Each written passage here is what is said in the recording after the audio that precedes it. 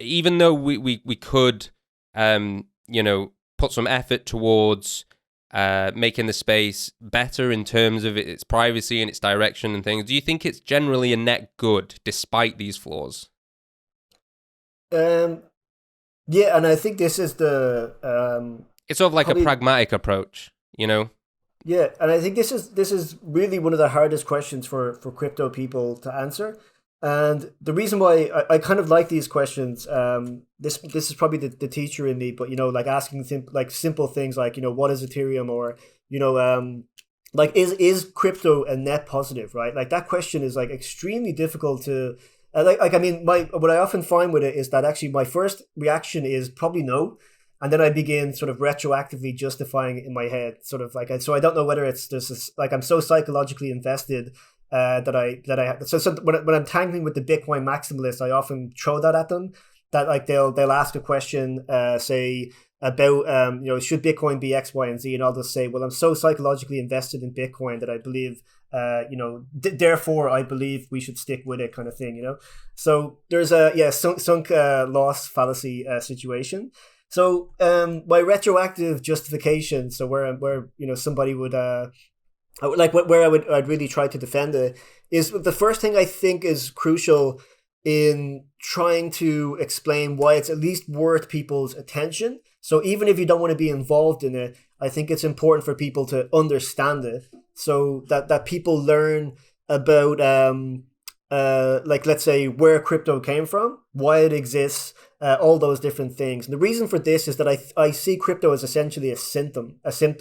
So crypto is the kind of thing that wouldn't exist in a healthy society, right? So like if our society was much more functional, if it was much healthier, if there was much more financial equality and inclusion and opportunity, if there was that sort of access in society where instead of looking at the tickers on Sky News and the guys in Wall Street, and where they're essentially like symbols that are partially excluding people. They're saying like this is a life of privilege you cannot even hope to reach. So I think crypto emerges, like the attraction of crypto. Yeah, so that idea that crypto is attracted to people because it is a little bit of a gamble. So it's why are so many retail people involved in this, flipping NFTs or etc. It's because of the dire financial situations drives them into making extreme gambles and bets with their money, which they shouldn't have to do. This is so it's like similar. At least that's the first way that I tend to think about it. That it's a structural or systematic failure of neoliberal capitalism that leads to crypto. That's the cause. And if you begin the story in the middle, right? So if you say to somebody, Sam Bankman-Fried, or maybe you're talking about like Bored Apes being robbed on OpenSea or something like this, you're in the middle of the story, so it's scandalous, right? You're in the scandalous part of the story. There's a good article by a couple of guys, I can't remember their names now, but they said one of the most interesting things about crypto is the tendency for the mainstream media and commentators and no-coiners to scandalize things in a very individualistic way. So to focus on individual scandals and basically repress any analysis or discussion of the like what crypto say is or what it represents overall. And I think that's probably the first thing I would always try to say, that we should try to begin the story with the cause of why this thing exists. And I even throw that out there that in my ideal society, something like crypto probably wouldn't exist. Like I feel like there's probably better ways to organize, but that we find ourselves trying to having to create alternatives, analogs, decentralized versions, ones that we can actually manage ourselves, because we are so alienated from the institutions that exist at the moment.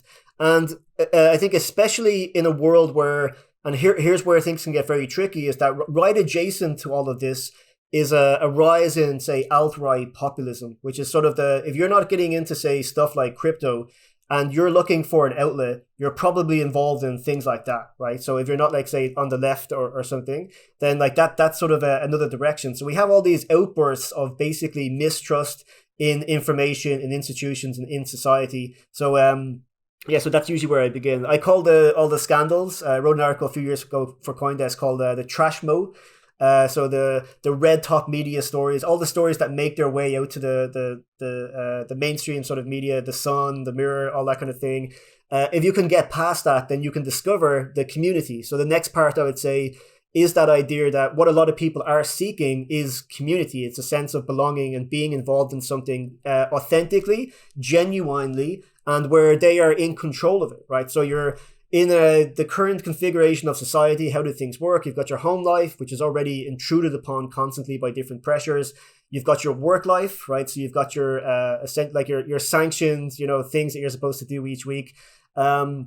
And then there's a real lack of what they call the third place.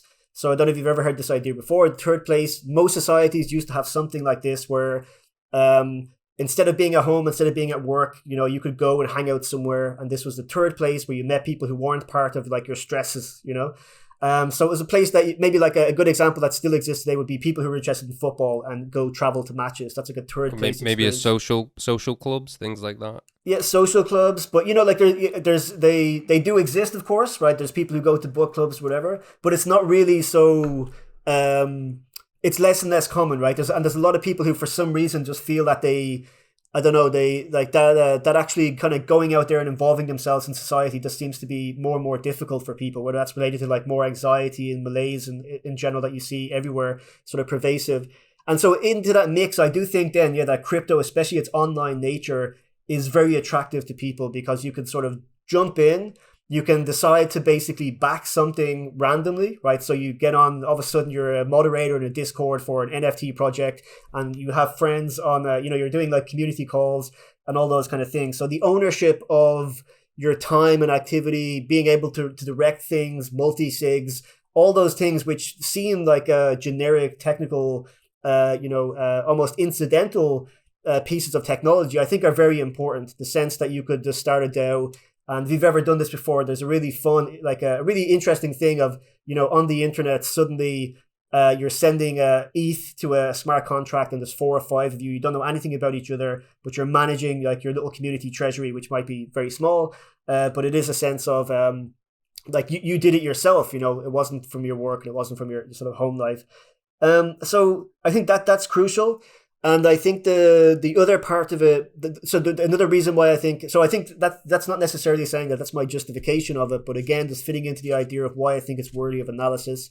It shines light on how bad the situation is economically and how bad the alienation is in general. And then the other thing I would say on the positive side is that I do think it is very, very important for any society to have zones of like governance experimentation. That you never want to be in a situation where governance is simply accepted as whatever happens to be like the governance system that's in place in your society. Because when you think like it's similar to the way that we look at the financial system used to be very opaque, and then people got into Wall Street bets and they discovered stock to order flow. They discovered all these different things about how it really works, and then they begin doing it themselves.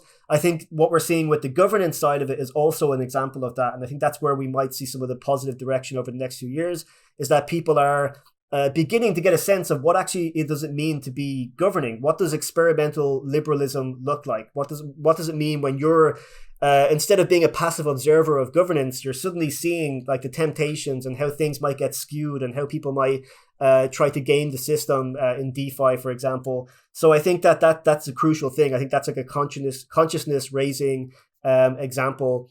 So yeah, that design space I think is important. So that my current mantra is only the DAOs can save us now. So I think in the corruption that I see, say with I basically see Bitcoin maximalism as the article I wrote recently, the decline and fall of Bitcoin culture, for CoinDesk as well, where I call them QAnon Bitcoin, Uncle Bitcoin.